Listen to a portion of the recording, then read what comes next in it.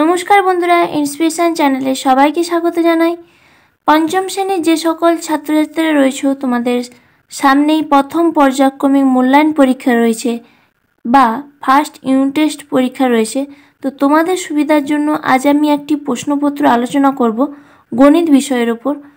তোমরা যদি এই ধরনের প্রশ্নপত্র অভ্যাস করতে থাকো তাহলে অবশ্যই পরীক্ষায় কমন পাবে। তার জন্য তোমরা প্রথম থেকে শেষ পর্যন্ত ভিডিওটি দেখতে থাকো, তাহলে বুঝে যাবে তোমাদের প্রথম ইউনিট টেস্ট পরীক্ষায় কী ধরনের প্রশ্ন এসে থাকে। এছাড়া যারা আমার চ্যানেল নতুন তারা অবশ্যই চ্যানেলটি সাবস্ক্রাইব করে নোটিফিকেশান অল করে রেখো, যাতে পরবর্তী ভিডিওগুলি তোমাদের কাছে সহজে পৌঁছে যেতে পারে।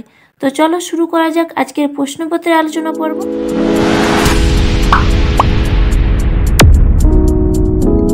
দেখো, তোমাদের প্রশ্নপত্র সাধারণত এইভাবেই দেওয়া হয়ে থাকে।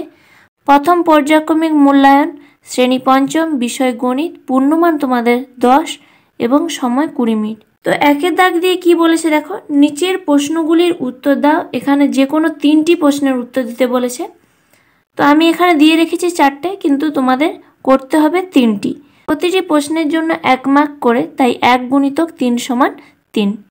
কয়ের দাগে কি রয়েছে দেখো, দুটি পরস্পর মৌলিক সংখ্যার গসাগু কত? এটা নিশ্চয়ই তোমরা সবাই জানো। দুটি পরস্পর মৌলিক সংখ্যার গসাগু 1 হয়ে থাকে। তো সেটাই তোমরা পূর্ণ বাক্যে সুন্দর করে লিখে দেবে। আমি লিখে দেখিয়ে দিচ্ছি, তোমরা দেখে নাও। দুটি পরস্পর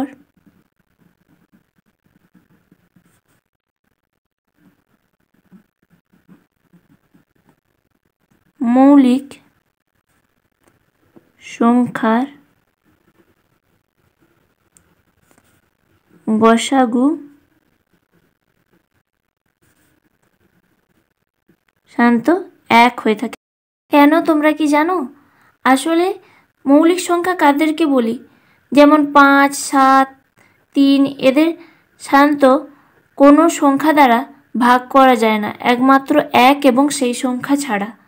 তো এই রকম সংখ্যাকে 5 আর 7, তো তাদের গসাগু কি হতে পারে? 1 হতে পারে, কারণ 5 আর 7কে 1 ছাড়া অন্য কোনো সংখ্যা দ্বারা ভাগ করা যাবে না। এরপর আসছে ক্ষয়ের দাগের প্রশ্ন। 520 সেকেন্ড কত মিনিট কত সেকেন্ড? এটা কি রয়েছে? সেকেন্ডে যেতে হবে আমাদের, কি মিনিট আর সেকেন্ডে। তো সেকেন্ড থেকে মিনিটে যেতে হলে আমাদের কি করতে হবে? 520কে 60 দিয়ে ভাগ করতে হবে। তো আমি ভাগটা পাশে তোমাদের রাফ হিসাবে করে দেখিয়ে দিচ্ছি, দেখে নাও। কত রয়েছে? 520। তো 60 যদি আমরা 8-এ দিই তাহলে 8 শূন্যে 0, 8 6 48। বিয়োগ করব, কত হলো? 0। এখানে বিয়োগ করলে 12, 12 থেকে 8-এর 4, তাহলে কত হলো? 8 মিনিট আর 40 যে অবশিষ্ট থাকলো, এটা কি সেকেন্ড, যেহেতু এটা সেকেন্ড ছিল। তো উত্তর দিয়ে তোমরা কি লিখবে? যে 520 সেকেন্ড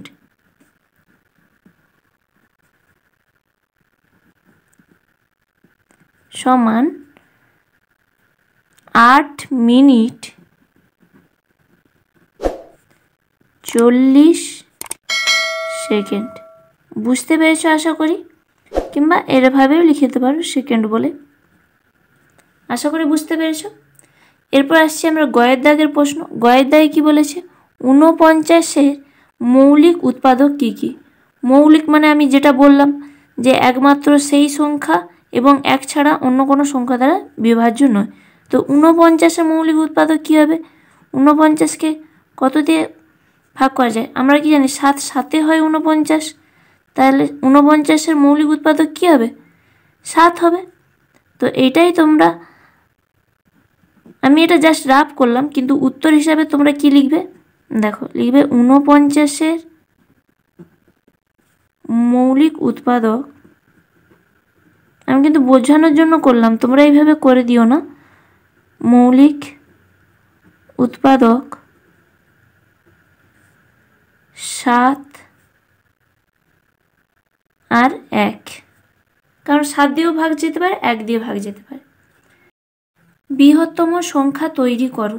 এখানে দেখো কয়েকটা সংখ্যা রয়েছে, 2, 7, 0, 9। বৃহত্তম মানে কি? বড় সংখ্যা তৈরি করতে হবে। এই সংখ্যাগুলি দিয়ে। তো বৃহত্তম সংখ্যা কী লিখবে, যে লিখবে কি বৃহত্তম, এই সংখ্যাগুলো দিয়ে কি বৃহত্তম সংখ্যা হয় সেটা তোমাদের দেখাতে হবে। তাহলে বৃহত্তম সংখ্যাটি হলো, দিয়ে কি করবে, সব থেকে বড় কে 9, তারপর 0, তারপর 7, তারপর 2, তাহলে 9072। এইটা হলো সব থেকে বড় সংখ্যা, এই সংখ্যাগুলি দিয়ে গঠিত। 2-এর দাগে কি রয়েছে দেখো, যে কোনো দুটি প্রশ্নের উত্তর দাও। এখানে তোমাদের প্রত্যেকটা প্রশ্নের জন্য 2 মার্ক করে, তাই 2 × 2 = 4। কয়ের দাগের প্রশ্ন কি বলেছে, বাবা ও ছেলের বর্তমান বয়সের সমষ্টি 60 বছর, 15 বছর পর তাদের বয়সের সমষ্টি কত হবে। বাবা ও ছেলে বর্তমান বয়সের সমষ্টি কত, 60 বছর। তো এই কথাটা আমরা বুঝতে পেরেছি, 15 বছর পর দুজনেরই বয়স 15 বছর পর বাড়বে, তাহলে সেটা কি হবে, আমি এক এক করে তোমাদের অঙ্কটা করে দেখিয়ে দিচ্ছি, দেখে নাও। প্রথমে তোমরা কি লিখবে, যে বাবা ও ছেলের বর্তমান বয়সের সমষ্টি 60 বছর। তাহলে 15 বছর পর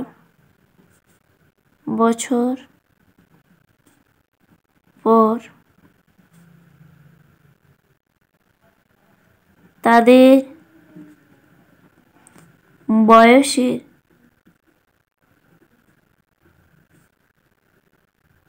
সমষ্টি হবে 60, যেমন ছিল থাকলো, 15 বছর পর বলেছে, তাহলে 60 যুক্ত 15, এইটাকে দ্বিতীয় বন্ধনী দিয়ে দিতে পারো, 60 যুক্ত 15 × 2, কারণ দুজনের, তাহলে 60 যুক্ত 15 2 কত হবে, 30। তাহলে কত হলো, 15 বছর পর দুজনের বয়সের সমষ্টি কত হবে, 90 বছর। আশা করি বুঝতে পেরেছো কিভাবে অঙ্কটা করতে হবে তোমাদের। এককগুলো অবশ্যই লিখে রেখো। এরপর আসছি আমরা ক্ষয়ের দাগের প্রশ্ন। ক্ষয়ের দাগে কী বলেছি দেখো, দুটি সংখ্যার গসাগু 5 ও লসাগু 60 হলে একটি সংখ্যা 15 হলে অপর সংখ্যাটি কত।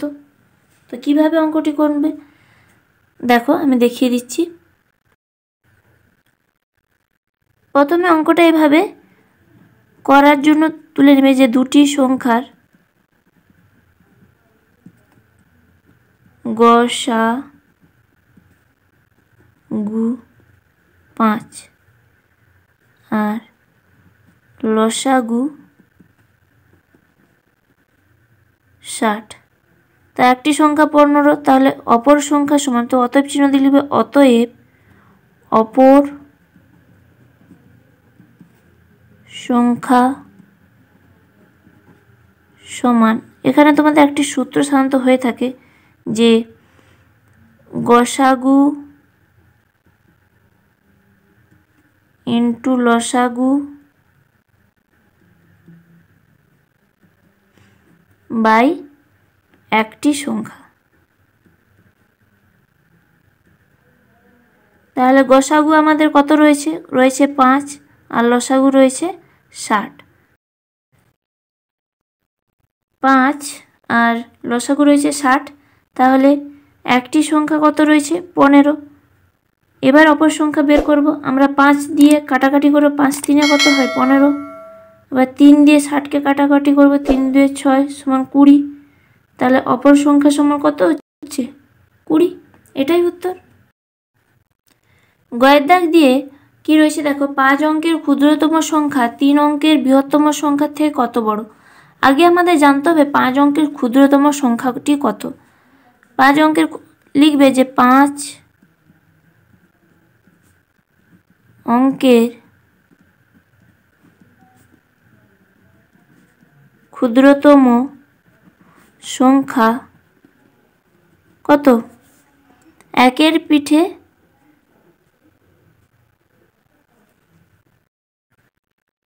3 অঙ্কের বৃহত্তম সংখ্যা কত, আমরা কি জানি 3 অঙ্কের বৃহত্তম সংখ্যা মানে 3টা 9। তো সেটাই তোমাদের ভালোভাবে এখানে লিখে দেখাতে হবে। সংখ্যা কি হবে 3টি 9। এবার কি বলেছে কত বড়, বড় মানে বলেছে মানে কি বিয়োগ করতে হবে। তো সে বিয়োগটা এখানে করে আমরা দেখিয়ে দেব। বিয়োগ যেহেতু এখানে শূন্য রয়েছে, ধার করলে কত হবে 10 হবে, তাই এখানে বসালাম 1। এবার এখানে 10-এর 1 নিয়েছি, না 9 মিলে গেলে হবে 0 0, আর এখানে 10 থেকে 1 যেহেতু নিয়ে নিছি রইল 9। তাহলে উত্তর আমাদের কত হলো 90001। তাহলে কত বড়, তো উত্তর দিয়ে তোমরা লিখবে অতএব 5 অঙ্কের ক্ষুদ্রতম সংখ্যা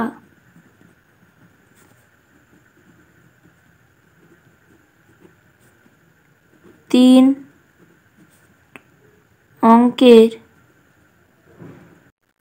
অঙ্কের বৃহত্তম সংখ্যা থেকে 9001 বড়। বুঝতে পেরেছো? এইভাবে অঙ্কগুলি তোমাদের করতে হবে। আর এই ধরনের অঙ্কগুলি অবশ্যই তোমরা অভ্যাস করে রাখো, তোমাদের সামনেই পরীক্ষা এবং এগুলোই তোমাদের জন্য খুবই ইম্পর্টেন্ট। যারা আমার চ্যানেল নতুন তারা অবশ্যই চ্যানেলটি সাবস্ক্রাইব করো এবং ভিডিওটি ভালো লাগলে অবশ্যই লাইক করো, কারণ এর পরবর্তী অন্যান্য বিষয়ের ভিডিও তোমাদের আসতে চলেছে। তো সাবস্ক্রাইব করে নোটিফিকেশান অল করে রাখলে সহজে তোমাদের কাছে ভিডিওগুলি পৌঁছে যাবে। এরপরে দেখো 3-এর দাগের প্রশ্ন, যে কোনো একটি প্রশ্নের উত্তর দাও। এখানে তোমাদের জন্য আমি 2টি প্রশ্ন দিয়েছি, তো প্রত্যেকটা প্রশ্নের জন্য 3 মার্ক করে, তাই 1 × 3 = 3। তো প্রথম প্রশ্ন কয়ের দাগ দিয়ে কী রয়েছে দেখো, দেবব্রত বাবু তার 6 মাসের আয় দিয়ে 7 মাসের খরচ চালান। তার মাসিক খরচ 14,270 টাকা হলে তার 6 মাসের আয় কত? তাহলে প্রথমেই এই অঙ্কের দেখো একটা ক্লু দিয়ে দিয়েছে যে 6 মাসের আয় দিয়ে 7 মাসের খরচ চালান। তার মানে কি 6 মাসে তিনি যত টাকা আয় করেন সেটাই তার 7 মাসের খরচ চালান। তো এখান থেকে অঙ্কটা কিভাবে করতে হবে আমি তোমাদের করে দেখিয়ে দিচ্ছি, দেখে নাও কিভাবে করবে অঙ্কটা। দেখো কি লিখবে, যে অর্থাৎ যেহেতু এখানে কি বলেছে 6 মাসের আয় সমান 7 মাসের খরচ, তো আমি এখানে লিখতে পারি 6 মাসের আয় সমান 7 মাসের খরচ। এই কথাটা তো আমি লিখতেই পারি, কারণ এখানে বলেছে 6 মাসের আয় দিয়ে 7 মাসের খরচ চালান। তাহলে কি বলেছে, তার মাসিক খরচ 14,270 টাকা। অতএব তার মাসিক খরচ 14,270 টাকা। তাহলে তার 7 মাসের খরচ, তার মাসিক খরচ তাহলে তার 7 মাসের খরচ কত হবে 14,270 × 7 সমান 7 0 0, 7 2 7 49 9, হাতে রইল 4, 7 2 × 14, 14-র সাথে 4 যোগ করলে হয় 18, হাতে থাকলো 1, 7 4 28, 29, হাতে রইল 2, 7 1 7, তাহলে কত হলো 99,890। ঠিক আছে, তো এটাই তার কি 7 মাসের খরচ।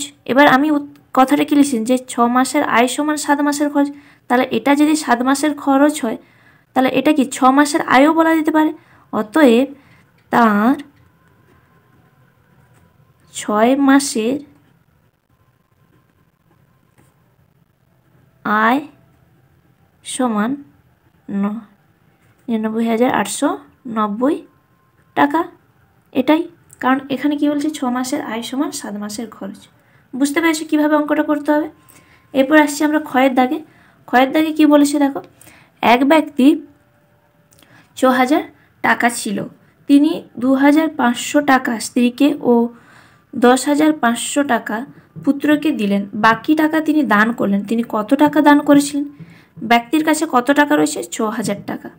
তা আমি যদি ভাষা লিখে অঙ্কটা করি, কিভাবে করব দেখো, লিখবে যে এক ব্যক্তির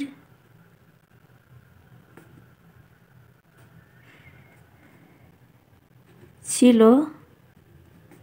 ৬,০০০ টাকা, তিনি এত টাকা পুত্রকে দিলেন। তাহলে তিনি কত টাকা স্ত্রী ও পুত্রকে দিলেন সেটা আগে বের করতে হবে। কি করবে, লিখবে যে ব্যক্তি স্ত্রী ও পুত্রকে দিলেন, কত টাকা দিয়েছিলেন? ২,৫০০ যুক্ত ১০,৫০০ টাকা। এইখানে বন্ধনীটা দিও, তাহলে কত হবে? যোগ করলে ০ ০ ০, দেখো ০-র সাথে ০ যোগ করলে ০, ০-র সাথে ০ যোগ করলে ০, ৫-এ ৫ যোগ করলে ০, হাতে থাকলো ১, ২-এর সাথে ১ যোগ করলে কত হবে? ৩, আর ১ যেমন ছিল তেমনি বসে গেল। কত হলো? ১৩,০০০ টাকা। তাহলে এবার বাকি টাকা বলেছে, তাহলে বাকি টাকাটা কি করে পাবো? আগে ব্যক্তির কাছে কত টাকা ছিল? এই যে দেখতে পাচ্ছ ৬০,০০০ টাকা, তার মধ্যে স্ত্রী আর পুত্রকে দিলেন ১৩,০০০ টাকা। তাহলে বাকি টাকা কত থাকলো সেটা আমরা বিয়োগ করব। তাহলে আমি বিয়োগটা পাশে করে দেখিয়ে দিচ্ছি, দেখে নাও। ৬,০০০ বিযুক্ত ১৩,০০০, সরি ৬০,০০০ বিযুক্ত ১৩,০০০, ০ করতে ০ ০ ০, এখান থেকে ১ ধার দিলে ১০, ৭-৩-এ ১০, এখানে রইল ৫, তাহলে কত হলো? ৪৭,০০০ টাকা। এই টাকাটা কি করেছিলেন? তিনি বলছে কি, তিনি বাকি টাকা দান করলেন। তিনি কত টাকা দান করেছিলেন? তাহলে অতএব উত্তর দিয়ে লিখবে, কি লিখবে? তিনি ৪৭,০০০ টাকা দান করেছিলেন। আশা করি বুঝতে পেরেছো কিভাবে অঙ্কগুলো আমি তোমাদের করালাম। তোমাদের যদি এই ধরনের ভিডিও ভালো লেগে থাকে অবশ্যই লাইক করো, এবং চ্যানেল নতুন হলে অবশ্যই চ্যানেলটি সাবস্ক্রাইব করো, কারণ তোমাদের আরও অন্যান্য বিষয়ের ভিডিও আসতে চলেছে। তো সাবস্ক্রাইব করতে ভুলো না, তোমাদের একটি সাবস্ক্রাইব আমাদের কাছে অত্যন্ত মূল্যবান। থ্যাংক ইউ বন্ধুরা, দেখা হচ্ছে পরের ভিডিও।